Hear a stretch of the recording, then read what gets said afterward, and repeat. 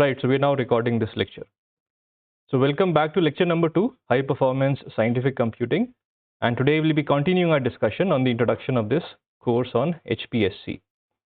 So let's talk about the goals and outcomes of this course and complete the introduction that we started on.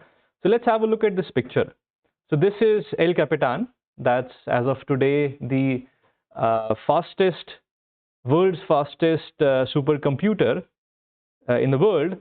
So when you say high performance computing, you require a hardware to do that high performance computing or heavy duty computing. And that is done on something called clusters. We'll talk more about it. You'll be experts in this terminology. I'll keep talking again and again about these things. But clusters basically are hundreds or thousands of computers working together to help you solve a problem. Okay? Working together is very important. I mean, if I put two computers in two different rooms, that will not become a cluster. Cluster means that they have to be connected to each other, and they should be solving the same problem in a certain way. Everybody should be working together to help you solve the problem. So the fastest computer we have is El Capitan. That's from HP, that is Hewlett Packard Enterprise, HP Cray. We'll again read more about it. It's housed in Lawrence Livermore National Lab in California in USA. And this list I've taken from a website called top500.org. So every 6 months, I think they update this list. So this, just browse it once in a while to have an understanding of what's the fastest supercomputer that you have and what's their capabilities and so on. By the way, this El Capitan is 11 million cores. So we briefly talked about cores, which are sort of the parallel computing units in your computer that work on problems. So my laptop that I'm using is a decent one. It's a gaming laptop. It has 14 cores in the processor. Your phones could have 4 cores or 8 cores depending on the kind of phone you have. So this is, 8 cores on a phone, 14 cores on a laptop that I have here, and 11 million cores on the fastest supercomputer. That's to give you a perspective. And then it can do computations of the order of 1.8 exaflops.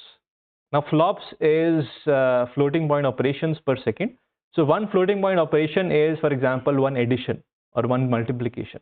And in the end, computers ultimately boil down everything to computing operations like addition, multiplication, and so on. So that's what we call a floating point operation. And we talk in terms of computing power in terms of floating point operations per second. Okay. So this one can do 1.8 exaflops. 10 to the 18 is 1 exaflop. So we talk kilo, 10 to the 3, 1000, mega, 10 to the 6. Then what do you have? Giga, 10 to the 9, tera. You buy this, right? 1 gigabyte, 1 terabyte. So 1 tera is 10 to the power of 12. Then what do you have? Peta, 10 to the power 15, and then exa, which is 10 to the power 18. So we talk in terms of exascale computing nowadays. So what that means is our supercomputers are doing of the order of 1 exaflop. This is 1.8 exaflops. Okay, 30 megawatts of power it requires when it's running at full capacity. 30 megawatts. Last time we gave you some perspective of the power. So one house on an average would draw 1 kilowatt. Okay, so that's 30,000 houses worth of power which is required to run this supercomputer. This is power hungry. You require a proper grid connection direct from the grid to be able to run this. And it also has UPS as a backup. It has generators and all. So we'll talk more about it when we talk about data centers in our discussions. Then, by the way, the first supercomputer, can you guess how many flops it could do? Thousands flops. You're right. So it was around 10 kiloflops. That's the first supercomputer. And your phone can do much, much more than that now. Much, much more. It's of the order of giga. You buy computers with 4 gigahertz processor, right? So it's around that. So we're talking of orders of magnitude. So what could be done in a millions of dollars worth of supercomputer a couple of years from now? And that's not very old. I mean, that's like 50s or 60s. So within somebody's lifetime, for people who were born, let's say in 40s or 50s, within their lifetime, the computing power has grown from 1000 flops to 10 to the power of 18 flops. Tremendous increase in capability of a computer within one person's lifetime. That's progress in technology. Okay. and you carry more computing power in your pocket now, and it's not worth millions of dollars as it was in 50s or 60s. Number 4 on the list is Jupiter. The reason I include this is because the hardware is manufactured by Atos. Okay? And Atos is the same company that has manufactured hardware for our supercomputer, which is the third one that I'm talking about. But let's talk about Jupiter. Jupiter is housed in Germany, and it can do 1 exaflop, and it draws around 16 megawatts of power, just to give you some perspective. And then I have Param Himalaya, which is it's a supercomputer which is housed in South Campus, and not many places in the world have supercomputers. So we have one. We are lucky, we are happy or proud to say that. And Atos is the same company which has manufactured this. It can do 800 teraflops and 150 kilowatts of power. But that's still a lot of power. Okay.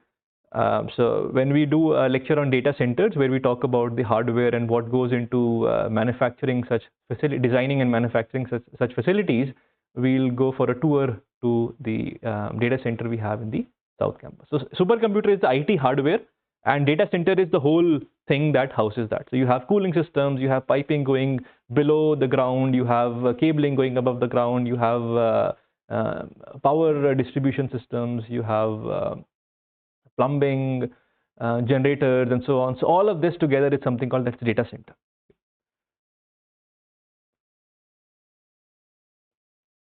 Right.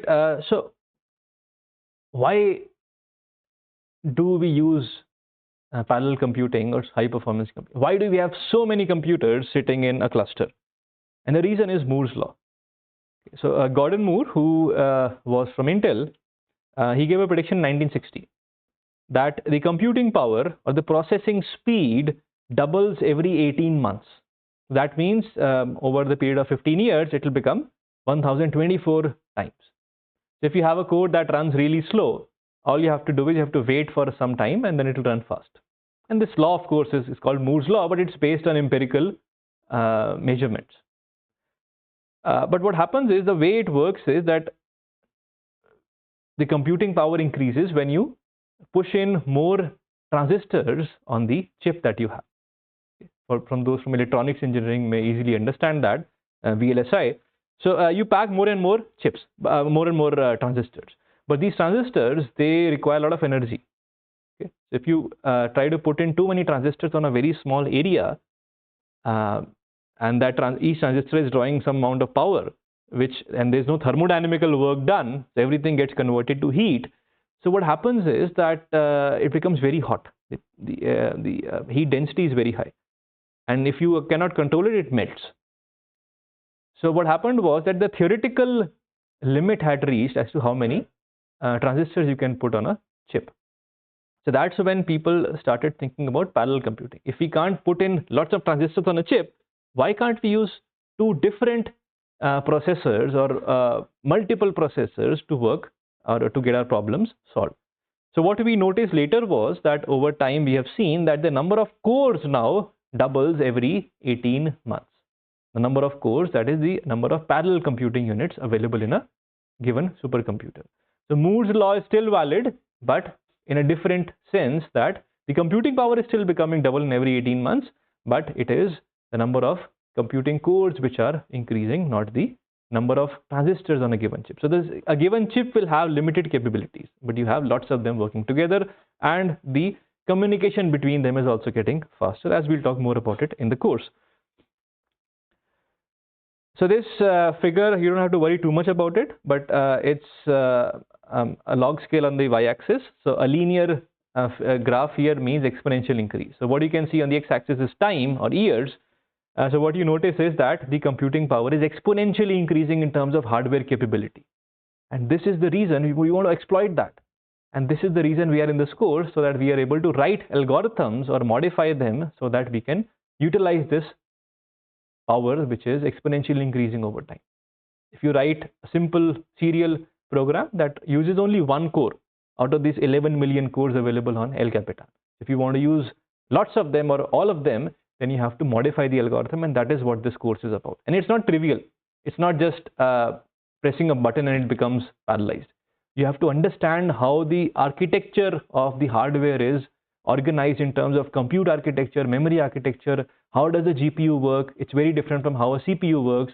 So it's very difficult to make programs which are portable, but it's still possible. We'll talk about that. So there's very interesting stuff that we are learning in this course, and it will help you stay on top of things. And this is not from perspective of making these. We are not VLSI engineers. Our job is not to design the architecture on these GPU cards.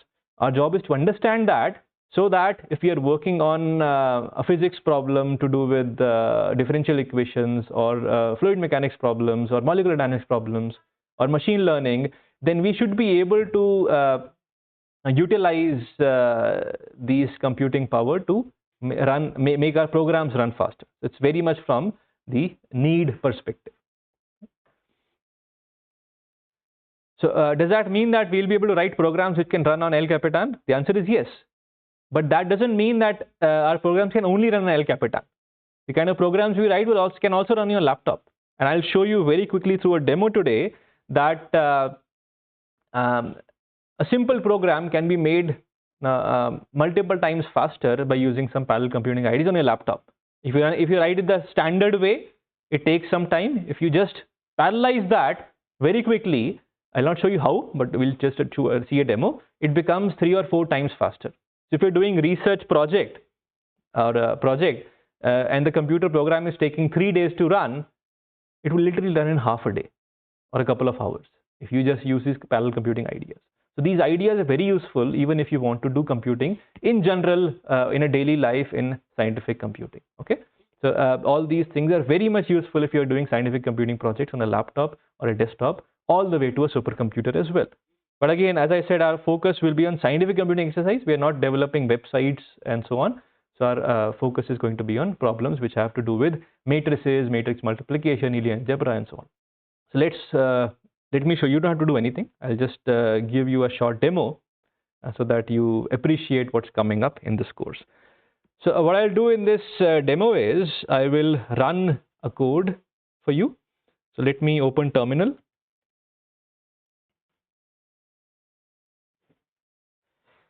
So I have a Windows machine, but we have Windows subsystem for Linux. So I can run Ubuntu natively on this. I don't have to use a virtual machine. And again, these terms, we'll learn more about that in the future. So now I've opened Ubuntu kernel. And let's go to the folder where I have things installed, where I have the codes.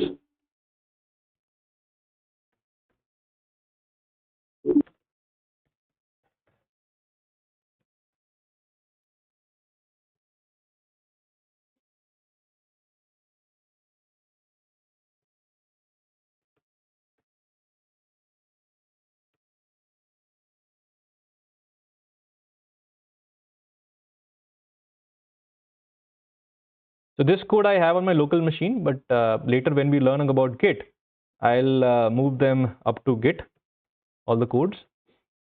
So we have this folder called introduction demo. So I'm just clearing the prompt here. So this helps us get rid of this. But again, these things, I'll be doing lots of these demos. Half of the lecture is about me doing things and you doing things on your computer. So it's fun and relaxed in that sense. So let me quickly open this demo. And I have 2 demos. One is on OpenMP for a scientific computing exercise. The other is on large language models. I'll do the OpenMP today, and LLM I'll do it next time. So we have 4 files. It's like a software open source code. Now we don't have to worry about anything. I just do a make and I say plots. Okay, and I press enter. So now the magic happens on the screen. And now it's running it on 1 thread, which is serial code, 1 core. It's solving a heat transfer problem, which can become very expensive. Now it's doing on 4 threads. Now it's parallelizing the code. It's doing on 4 cores, and now it's done. But it says there's no Python available, so I have to source a virtual environment. So let me quickly do that.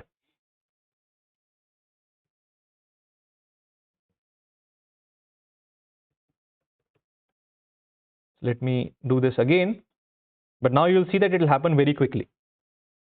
So it does a sequence of things when I do this. When I say make plots, which is, somebody gave me on a file that you just run make plots. But what it does is it compiles the code, Okay, it compiles and links it, and we'll talk more about that later. So when it compiles, the executable is ready. Now it runs the code, that is, it runs the exe file or executable file of the software, which is this exe file. It prints some interesting things on the screen. It runs it on one thread, that is serial code. It runs on 4 threads, which is 4 cores, parallel code. It tells me that when you ran it on one thread, serial code, which you would have done if you didn't know about parallel computing, it took around 13 seconds. On 4, it took 4 seconds. At least it became more than 3 times faster. That's an improvement, right? 3 days versus 1 day, 3 months versus 1 month, 3 years versus 1 year. So it definitely is an improvement, but this is just a demo. We can do much better. And then once it ran the code, it generated some data, and that data was sent to a Python script, plot solution. It plotted the results into image files, and we have 2 result figures or graphs in these 2 PNG files, and I can show you those PNG files. It open here, and you can see the results. It plots these nice contours and these color maps. Don't worry about what is there. I'll talk more about it again in the next lecture. But what I want to impress upon you is that whatever we did in the class, you'll be able to do by yourself by the end of this course. Not just about writing a code. It's not just about parallelizing it. It's also about being able to write this make file and build system, automate this so that you just write make plots, enter, and it does all that magic, and it prints these things for you. You could be somebody who's writing a LaTeX thesis in LaTeX or a paper in LaTeX. So it could simply, you type make thesis. It does all that work of running codes, plotting things, compiling a text file, and giving you a PDF in the end. If your supervisor says, can you just change the font size on all the figures? It should not give you a heart attack. You shouldn't be running all those 100 plots again. All you need to do is you need to go to a file, say font size equal to 14 from 12, press make again. It will do the things it requires to do. Like second time when I sourced the environment, it didn't run the whole code again. All it did was it only ran the Python part because it was able to figure out the dependencies. It could figure out what needs to be rerun. So all this is in the magic of software computing ideas. So as I said, we will be doing both. Your time is essential. It's very, very important. That's the most important thing first. So we'll be learning about things which is going to make you more effective and efficient as a programmer or a scientific computing person. And we'll also learn about parallel computing ideas which will help you write those algorithms which do all the magic. Okay, so we'll stop the lecture here now, and I'll see you on Wednesday at 8. Thank you.